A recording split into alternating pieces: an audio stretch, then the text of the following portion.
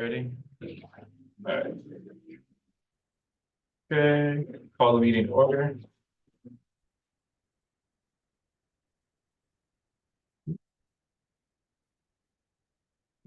Ocken, yes. Burrows. Yes. Oh, yes. Moreno. Vargas. Yes. We have a quorum.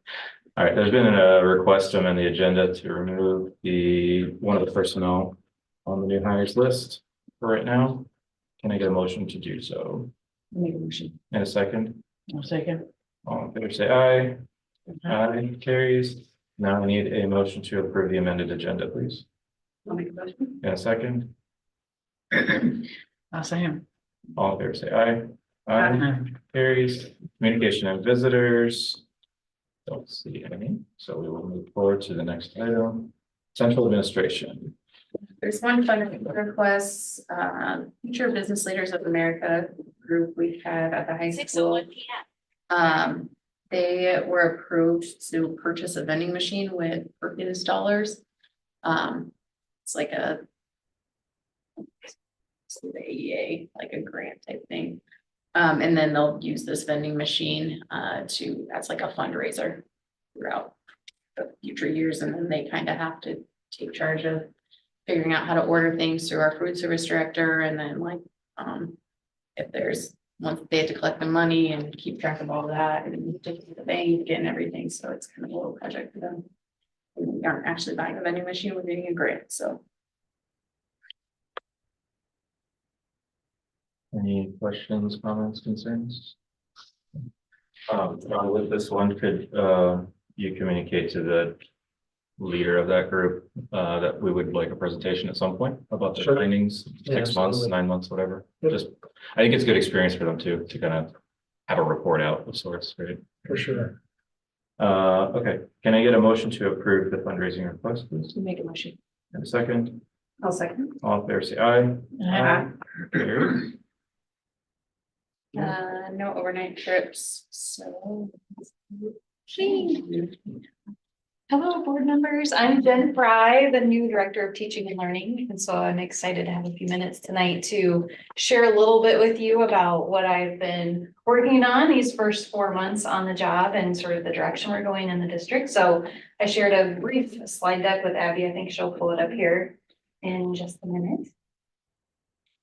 Just to tell you a little bit about myself, this is my 24th or 25th actually year in education, longtime teacher, teacher leader, most recently a math consultant at Grantwood AEA. And so accumulation of those experiences well prepared me for a lot of the work I've done so far here in the district. So very grateful for the opportunity to be here. I just put together a few slides to let you know a little bit about my role. So I'll welcome any questions and answers. And obviously you can email me anytime if there's something specific that you think of after we get done here tonight. So a couple of the main things that I do here in the district, I'm just looking for opportunities to optimize some of the great things that are happening already and try to connect folks. I think I was told it's been 12 years since you've had a curriculum person here in the district. And so what can tend to happen is we might work a little more in isolation without somebody in that district role. And so part of this is just navigating those opportunities and figuring out how to connect folks that would benefit from talking to each other and looking at curriculum alignment and things like that. I'll talk more about that here in just a little bit. Some of the background that I had mentioned earlier gave me a good opportunity to figure out some best practices. And so those are sort of the experiences that I can bring to the table to help folks get access to some research-based best practices that have come through the state, some updates with state curriculum and standards and things of that nature. So kind of overarching, those are some of the big things that I'm doing. I'll break it down into some smaller chunks here in these next slides. All right, so the first area that I'm focused in on is, I would summarize by saying, is curriculum development. So one of the first things that I did, I was shared a document that actually went back all the way to 2015. So just looking at trends, what's been going on in West Liberty, and very impressed. The district has spent a lot of funds in supporting teachers with high quality curriculum resources. in my previous role as a math consultant, I know how important it is that there's ongoing support for those resources and for those teachers. So it's really important that they have opportunities to collaborate about those new materials. Oftentimes, if there are shifts in instruction, they are actually built into those curricular materials. So I work side by side with the coaches, helping teachers to navigate some of those things that we see inside of those materials. I'm actually going to be working with a couple teams. I think it's bullet 4 up there. As I look back at the history, there's a rotation in the district. So about every 5 years or so, roughly, different curricular areas are up for adoption. And so this year we will be working with the K-12 Essentials team. So that will be art, music, band, guidance, all of those teams, as well as the high school ELA team. And so just to tell you a little bit about what that process looks like, there are best practices in terms of doing curriculum cycling. And so I'm using some things that I learned as a consultant to work through those steps with these teams. And a lot of that has to do with just research, giving them time to figure out what's changed in the last few years. What are some things that our students need here at West Liberty to best meet the needs of our students? And so the first part of preparing for that curriculum adoption is really about just research and analysis. What would make a difference here for our teachers and our students? Mid-year, we will look to do some piloting, and piloting can take on different forms. There was some interest in the area of guidance to do some piloting already, and that can range everything from a purchased curriculum where we have gained access to a curriculum called Character Strong that we have access to through January, but there are also some free online curricular resources as well. And so we have folks trying out lessons, and those lessons can be anywhere from the classroom lessons, which we would call tier 1 core instruction, but they also have the bells and whistles of tier 2, tier 3. So when kids need more intensive interventions, they have pre-made lessons that they could then customize for their students. So a lot of exciting things happening right now for our guidance counselors. I know one of our district goals is social emotional safety. And so I think this will be a nice additional layer to help support those folks in providing some of those needs. High school ELA will follow a similar process, but obviously that's in the area of literacy. The state actually updated their curriculum standards in the area of literacy last year, math as well. But just giving them time to process through those. What does it say is in our state standards? What are we currently doing? Does it match that? What might we need to consider as far as next steps so we best meet the needs of our students here at West Liberty? So that's a little bit about the process. So the process is similar no matter what the content area is, but oftentimes involves that research piece at the beginning because we want to make the best choice for what our kids need here while also meeting those state standards. So that's curriculum development in a nutshell.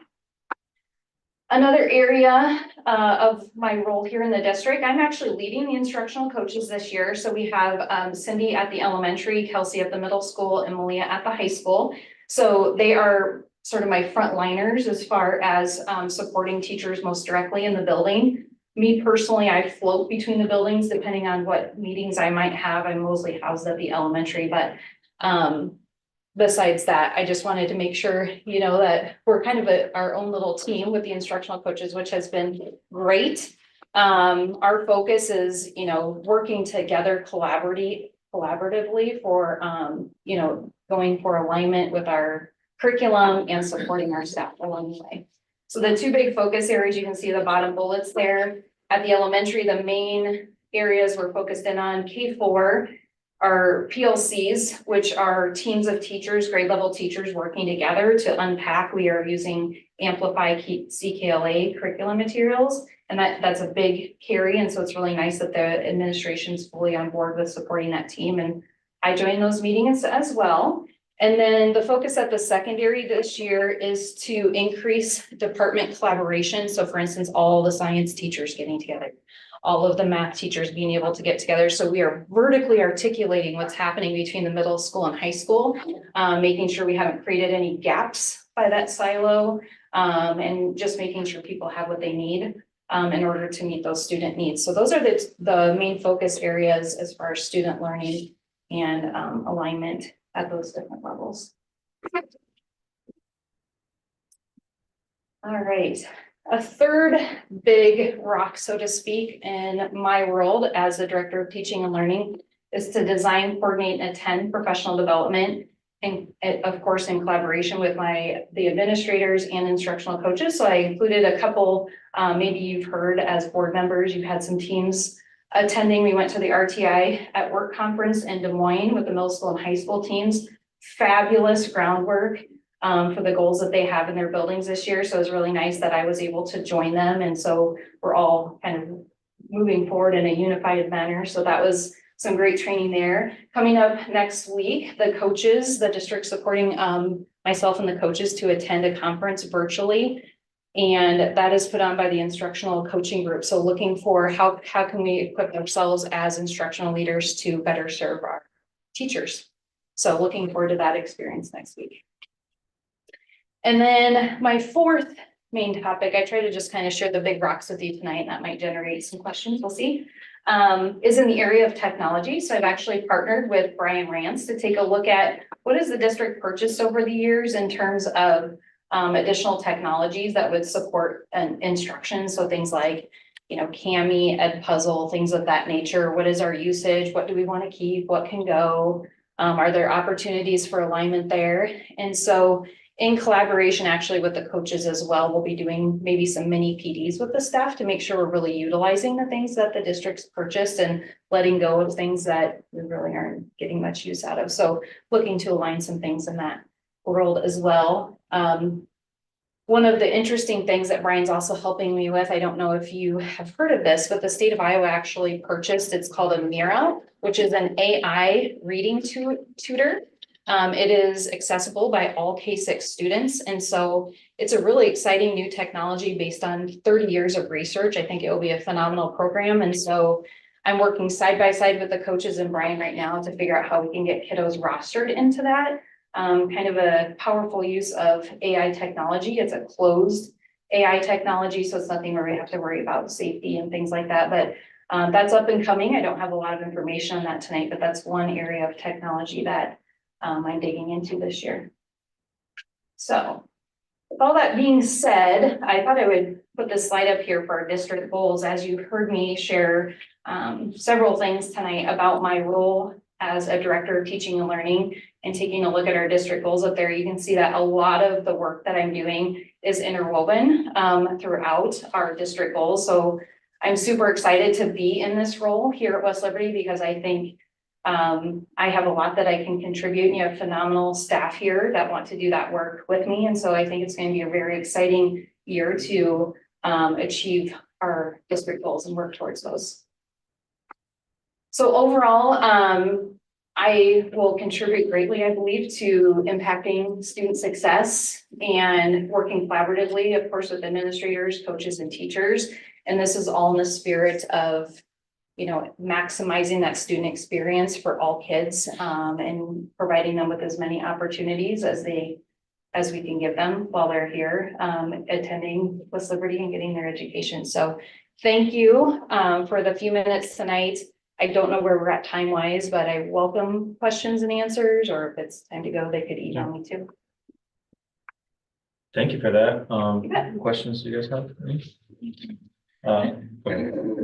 Well, I guess I just had another question about AI, because I know at the college level, we're talking a lot about controlling AI with, papers and writing and tests and exams. And I just want to know if you're starting to look at that, the upper levels for AI. Yeah, that's been a topic of conversation. Actually, it came up at our last admin meeting, wondering if we should maybe put together a small technology team to be representative of what we want to possibly do here as a district.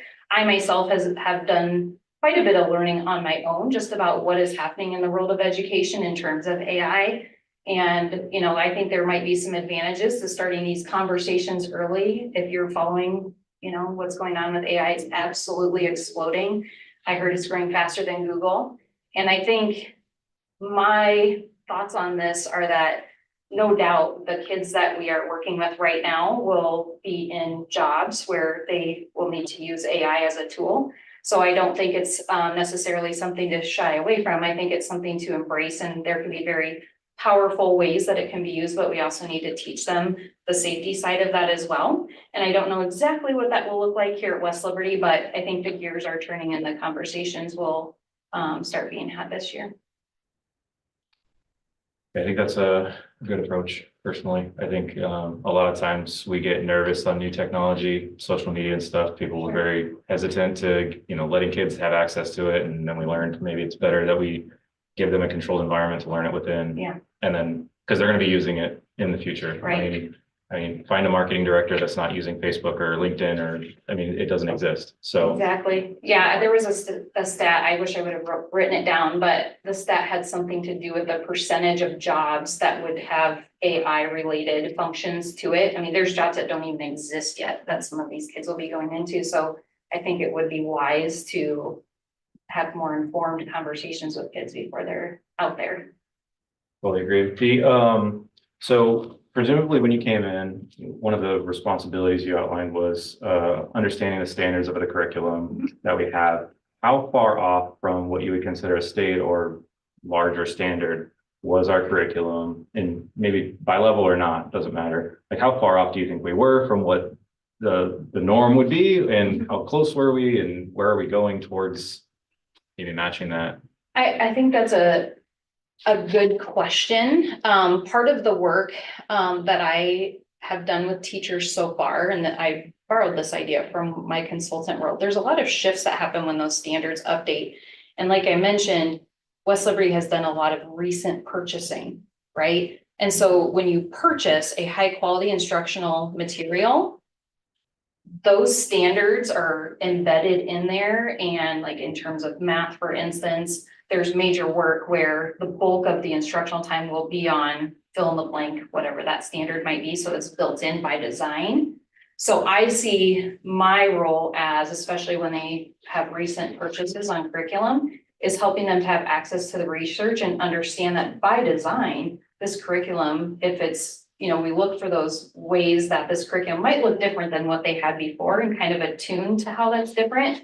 I think we're in good shape, and those conversations have started. I had each individual teacher read essentially what those shifts in instruction were, and then do some reflecting. Where do you think you're at? What might we need next?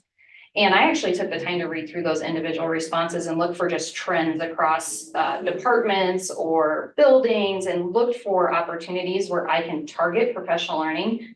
And I think I might have skipped it on the slide, or it wasn't popped up, but so in response to that, coming up this Thursday, actually was able to arrange for a science consultant out of Grant Wood to come down and work with our 5 through 12 science department and CTE in collaboration. And so I think they'll go deeper into that conversation. So like science specifically, really analyzing what do we have, what do we need different, because I don't know that we're so far off the mark, but I think having those vertical conversations are just so powerful. I don't know if we've had the time to necessarily do that. And I would say it's probably similar for most folks in terms of we need to just have those conversations and make alignment sort of be the target of that, because we have a lot of good resources on hand. It's just finding a way to make it gel. That kind of makes sense. Yeah, no, that's really good. The only other thing I had was with the continuing education and the professional development, you indicated that you try to attend those. Is your expectation that you attend all of them? Is that something that you have an appetite for? I mean, I'll lead with what I'm thinking. Mhm. I think that it's beneficial, right? Because Yeah. then you know what they know. Absolutely. And you're learning what they're learning. Yes. So then you can integrate, or you can get ahead of something if it's like, you had a path forward that is A, and then they learn path B, and then they think that path B is going to be better. You know what I mean? It could create Absolutely. some. Yeah, turmoil. I do have an appetite for it.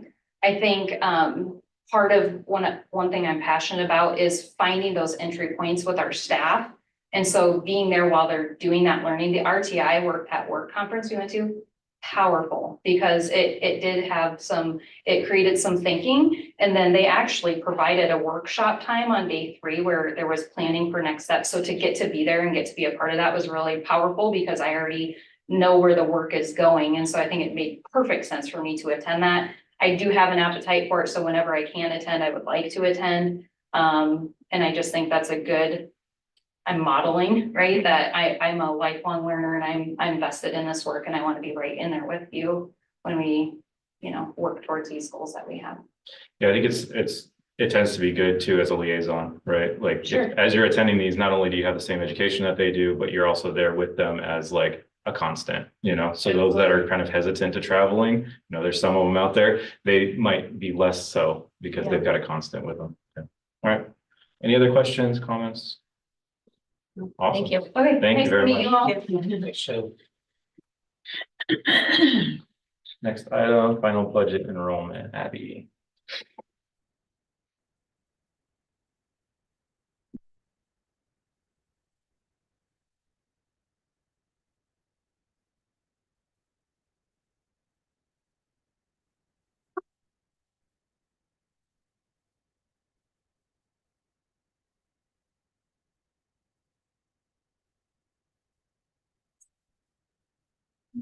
This is where we're sitting, down about 14 students. Resident students attending our district, and that goes down to our actual enrollment too. But one trend that I think is positive is our open enrollment out, stayed pretty constant, but our open enrollment in went up by 7 students. So that's a good sign. People, see what's going on here and want to be a part of that. And then our pre-K 4 went up by 9, which each of those for pre-K we get half. So that's really 18 kids that were increased by for preschool, which is another good sign that last year's class was pretty small. So it's good to see those numbers jump back up. So all in all, what the actual enrollment is what we get from the state, but then once we get that money, we're sending out 77 kids worth to other schools that are billing us for those kids, and then we're billing for 61 kids. So overall, we're not down the 14 when you look at the ins and outs, still down a little bit, but I don't know if you were surprised by that or So we have 77 kids that enroll out. Yes. And in the 9 that, for preschool too, we don't get all the money for the preschool, we only get. So it's already Half. considering that we get 0.5 FTE, but so we really, like the 9 is showing it's a full 9, so that's 18 children that were. 18 children. Yeah, that we increased from last year for preschool. So I know we have some pretty big classes that are coming up from middle school, high school the next few years. And so we want to see those big numbers coming up through the preschool, or else we're going to, continue to see a little drop in enrollment in the future years. Obviously, there's always some ins and outs throughout the grades, but that's always a big indicator of where we might see our enrollment go. Yeah, these numbers are a little tricky too, just trying to decipher through how they're calculating these as well. Another thing to add is like our kindergarten class is 75 this year. Last year we had 92 seniors leave. So you're looking at right there 17. So if you figure that in, we're down 14 based on actual enrollment. We have, I think that the 7+ enrolled in is helping that. It also, depends. So our actual enrollments, like Abby said, so where we get funded, and that includes the open enroll out. If you look at this total school age provided instructional programs by your district, then we're down 7 there. So it kind of depends too what numbers you're looking at, what categories you're putting together or looking at. So we're down 7 there of actual kids in seats. But we lost 17 last year. We're ahead 10 on that. We're still down 7, but so just, there's a lot of ways you can really look at these numbers. But for certified enrollment, like when you look at like what ISV posts or what we get funding, it's that actual enrollment number. That doesn't quite tell you everything. So that's where it's nice to have some of these other breakdowns. Another thing that we took a tiny hit on or a little hit on, not nearly as much as some districts, but as that ESSA funding. So there's that educational savings account. So And I don't know, it's hard to say how that really impacts us because you don't know if those students would be going to these other private schools regardless or not. But that's up from 3 to 6, but also the ratio of how they're funding that went increase, so more students are getting funded. That could have already been attending those schools or not, but So that's the voucher. the vouchers, yes. And like you mentioned, you don't know what those students would be doing otherwise, because many of them could be homeschooled if they weren't there, so we wouldn't be getting any funding, so really, I don't see them hurting us really. If anything, it gives us a little extra money. Because we aren't sending money, we wouldn't be sending money to the private schools that exist. The bigger cities obviously are getting hit a lot harder. And then just another thing to note, that change in net open enrollment is another positive trend, just because we used to have the diversity plan in place and we were to the point where we were net positive because of that. And then when that went away, we were very nervous about how that was going to affect us. And it did take a hit. We are, obviously losing more than we're gaining, but just to see that trending the right way, that is a good thing to see as well. What I think, so I was gonna bring that up too, that the fact that the trend, I think, is kind of normal with our ins and outs right now. Right. With the environment that we're in, because and it prevents some bad PR, because we used to get beat up a lot, like, I can't transfer out. Well, we can't, we couldn't because of the diversity plan, which had good intentions, but also then handcuffs people sometimes where it's like, I would like to let you go where you feel like is your best educational opportunity, but I can't. So I think that's good. The only other thing that I would be interested in understanding, and 77 is not a ton of students, but it's a lot, but it's not a ton. I'd be interested in understanding where they're going. Yeah. And so that way we can understand, like, we can infer some stuff. Is it geographical? Is it, because some of them might be just students are that close to West Branch that they'd just rather go there, like, okay. Right. That is There- probably 80% of That's- that. I looked at the breakdown of those numbers, and I could probably pull that up. But I'd say 25 or so are going to West Branch, 25 or so are Lone Tree. I think a lot of the Lone Tree are in that Nichols area. Yeah. And so I'm guessing a big part of that is proximity, closeness, maybe where parents, Right, work, right. have Alumni, jobs or, whatever it might be. But just those two districts, It's definitely, a huge portion of that. Which tells us it's not necessarily something we're doing wrong. Whereas if it was like, oh, they're all going to city or they're all going to where, then it's like, okay, we're clearly not offering something essential. So, okay. And we also have kids coming in from those districts. Right, as well. So it's kind of interesting when you look at that. We also I think we had a few open roll in after the count date. We had 2 more potentially even just this past couple of days, so. Unfortunately, we don't get funded. They don't keep prorating that funding throughout the year, so we have to wait a whole other year. So that's where we're at as of October 1st. So on this though, if you're reading it though, does it look like though, when we do the previous, if you have like the ones that we are getting are weighted heavier, right? Like, hey, it says like we did have the ELI students, so if we did increase, we are getting the more needed ones, right? Because we did go up. We are up 5.4. So when we are increasing students, we're increasing with more of a need to, like, our students that we get might have more of a need base too. Like we might get more money for like their ELA, or there might be IP, or they might be, they're that coming in wouldn't- weighted, basically. Yes, saying. that wouldn't be reflected here, but when we bill for them, that weighting is taken into consideration. So if we're getting a special ed student that is a level 3, we are billing the weighted amount for them. Plus, we would bill any individualized services for them as well. So if they have a one-on-one para, we would bill the resident district for that amount as well, which helps for some of those kids. But yeah. That's good, considering they're usually a net loss, right? And Yes, because here, it's we're a lot gonna more bill. cost. Yeah, exactly. Good. So. Another thing that would help us all, or a lot of districts, us especially, is if the state would go to funding preschool. Mhm. Full time, full rating, go from half to 1. So we'll see. I know there's talks and people are lobbying for that. So hopefully I can get that accomplished soon. Good. All right, any more questions or comments on the final budget enrollment?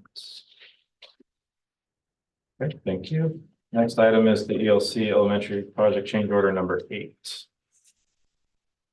So is it's a gonna be refund. contentious. Mind you, this one will be tough. Yeah, right. This is tough, I don't know. So they originally drawn up 2 drains in the scheme of the cafeteria at the ELC. One is like a box drain, basically a square, got a hole in the ground more for, like if you were to drain a large tub with dishes or something, you could run hoses down into that. And the other was just a regular floor drain. Well, they skipped over the regular floor drain. So we just have the one drain. So there's 2 options. We could get a refund as we're getting right now for that oversight, or we could have them cut out the cement, cut out the floor, rerun, or run additional piping then for a second drain. But in looking at that with Jeremiah, with the architect, and with the GC, it really served no purpose. We don't utilize the one drain separately when we don't have a need for that high capacity drain, so it was probably overkill to begin with. So we just decided if that was plenty adequate, having one floor drain there, and then we just did away with the other one and we're receiving a refund for that. Does that make sense? Yeah. Yeah. Any questions on that one?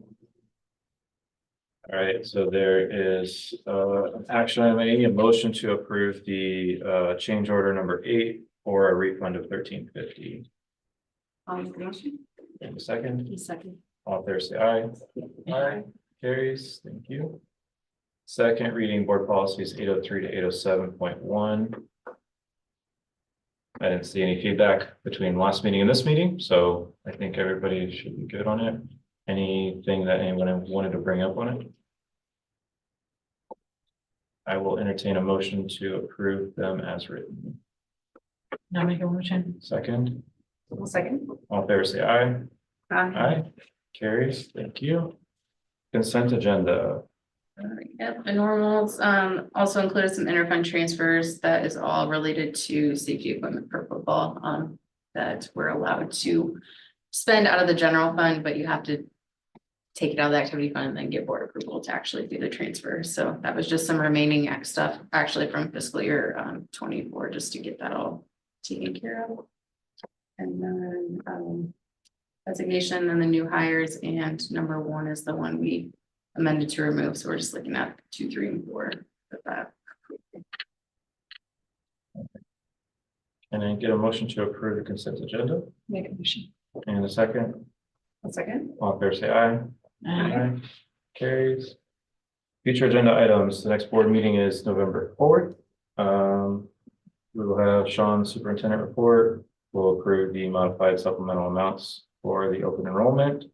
And I'm sure so will come up between now and then, so we'll get those added as well. I will entertain a motion to adjourn now. Make a motion. In a second, One second. all in favor say aye. Aye. Aye. Adjourn 6:34.